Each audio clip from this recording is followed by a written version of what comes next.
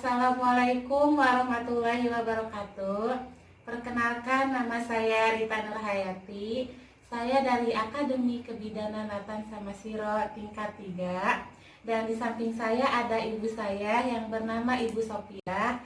Dan di sini ada adik saya yang bernama Wita Azkia. Di sini saya akan memberikan penyuluhan tentang BKB, yaitu Bina Keluarga Balita, dengan judul Gizi Seimbang untuk Balita. Baiklah Ibu, sebelum saya menjelaskan tentang gizi seimbang untuk balita, Bu, sebelumnya saya mau nanya nih, Ibu tahu nggak gizi itu apa? Nggak tahu. Nah, kita baca sama-sama ya Bu ya, dengan bukannya kayak gini Bu. Nah nih, jadi di sini ada penjelasannya. Gizi itu adalah keseluruhan dari berbagai proses dalam tubuh makhluk hidup untuk menerima bahan-bahan dari lingkungan hidupnya dan menggunakan bahan-bahan tersebut agar menghasilkan sebagai aktivitas yang penting dalam tubuhnya. Jadi untuk usia balita 1-5 tahun, termasuk si Neng ini ya Bu ya, yang sedang berusia 3 tahun, sangat penting untuk gizinya dalam tubuh. Karena kan tadi Ibu ngejelasin juga ya, karena keluhan si Neng itu susah makan. Dengan kekurangannya gizi, di sini juga jika balita umur 1-5 tahun gizinya kurang, yang pertama bisa kekurangan zat pengatur. Nah, yang ini Bu, zat pengatur ini bisa mengakibatkan berbagai penyakit seperti sariawan, panas dalam. Nah, di sini juga ada kekurangan zat tenaga. Zat tenaga di sini yaitu kekurangan seperti lemak, karbohidrat, dan mengganggu pertumbuhan pada anak. Lalu di sini yang ketiga ada dampak jangka pendek kekurangan zat protein. Kekurangan zat protein dapat mengakibatkan proses pemusatan perhatian dan penurunan kecerdasan, sehingga gangguan pada penurunan percaya dirinya akan terhambat. Di sini juga ada cara pencegahannya Bu, Ibu bisa baca. Nah yang ini cara pencegahannya dengan memberi buah dan sayur dalam setiap menu makanan. Jadi kalau misalkan Ibu mau memberikan makan kepada si anak nih ya, Ibu bisa menyelipkan 1 atau 2 buahnya ya. Dan yang kedua, memberikan makanan yang mempunyai sumber karbohidrat seperti kentang, roti, nasi ya. Yang ketiga di sini bisa memberikan makanan yang mempunyai protein seperti daging, ikan, kacang-kacangan. Yang keempat, berikan asupan vitamin. Nah, vitamin di sini yang penting bagi balita yaitu ada vitamin A, vitamin B, vitamin C, vitamin D, vitamin E, dan vitamin K. Nah, Ibu bisa lihat juga kan nih. Di sini ada menu seimbang pada balita ya. Kenapa menu seimbang sangat penting untuk balita?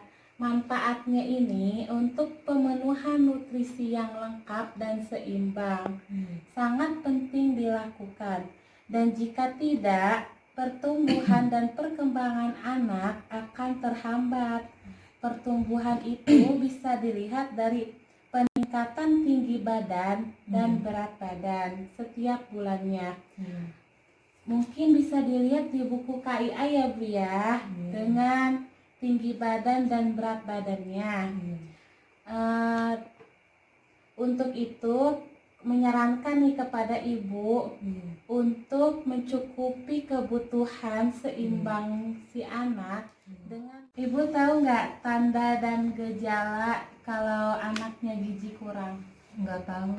Jadi ibu bisa kenalin sehari-hari jika anak mengalami matanya pucat, terus kelihatannya lemes, sering rewel, nangis, terus lebih banyak tidur dari biasanya, pilek, batuk, mencret-mencret, sakit tenggorokan, dan lain-lain.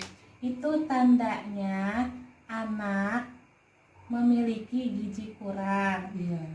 Dan tadi juga sudah dijelasin ya Bu ya, jika anak gizi kurang itu berarti di dalam tubuhnya dengan pemenuhan malnutrisinya kurang.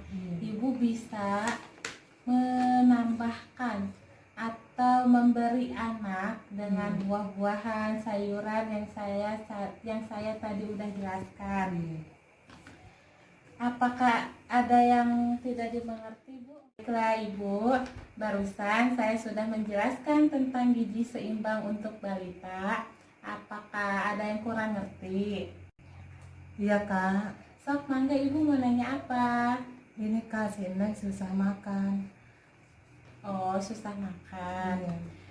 Baiklah, kalau susah makan, untuk peran orang tua nih ya, ini pelajaran untuk ibu sendiri nih.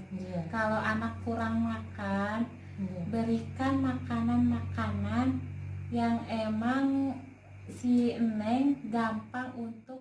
Jadi begini Bu, kalau si anak makannya susah atau makannya kurang nafsu, yang pertama berikan anak makanan yang dia sukai. Kalau misalkan anaknya suka makan telur, ya udah makan telur dulu gitu ya. Tapi terutama kandungan karbohidratnya, gizi harus dibanyakin di situ. Dan yang kedua, berilah kreasi pada makanan itu atau dengan membentuk, misalnya si nasi itu dibentuk Hello Kitty, dibentuk gambar bunga yang cantik, terus si bunganya itu kasih wortel, kan lumayan ya Bu ya. Di situ kan ada vitamin A-nya juga, ada proteinnya juga, dan di sini juga ada proteinnya, misalnya ada telurnya. Nah, lalu kalau anak susah makan jangan dipaksa. Kan biasanya kalau anak susah makan, kalau dipaksa entarnya nangis ya Bu ya.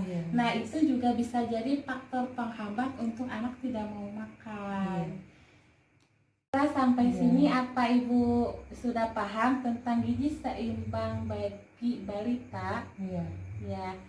Dan sekarang Ibu bisa melakukannya dengan sehari-hari ya Bu ya. Ya. Terima kasih, cukup sekian. Alhamdulillahirabbil alamin. Terima kasih kepada teman-teman yang sudah menonton video kami. Semoga bermanfaat dan jangan lupa like, comment, and subscribe. Wassalamualaikum warahmatullahi wabarakatuh.